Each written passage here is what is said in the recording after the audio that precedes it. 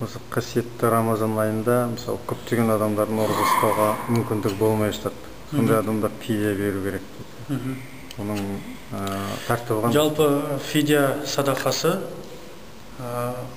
ораза ұстайтын едім, бірақ денсаулығыма байланысты ұстай алмай жатырмын. Енді оразаның сауабынан үміттімін. Соны қалай сауапқа ие болсам, ораза ұстаған сауапқа қалай ие болсам деп келетін кісілер көп бізде. Шындығында фидия садақа сол ұстамаған оразаның орнын толтыруға болады. Мәселен қалай?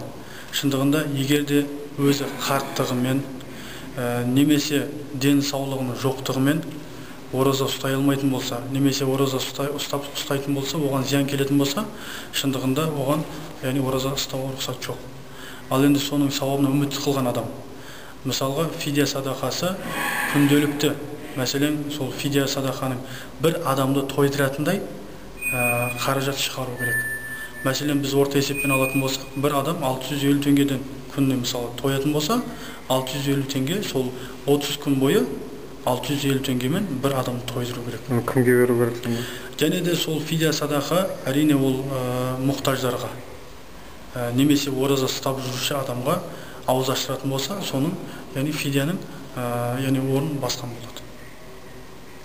Фидия садақа шындығында ораза ұстай алмайтын, денсаулығы жоқ, немесе кәрі болатын болса, қарт кісілерге рұқсат етіледі фидия садақасын беруге.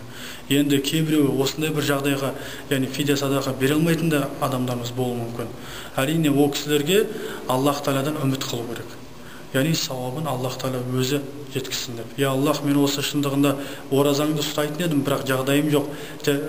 Сол жағдайыма байланысты Алла менің шындығында ниетімді қабыл қыл.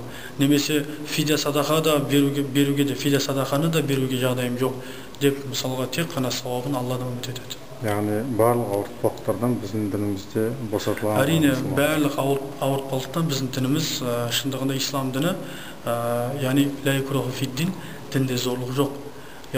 Адам баласының жағдайына қарай, ниетіне қарай әрбір іс-шара атқарылады.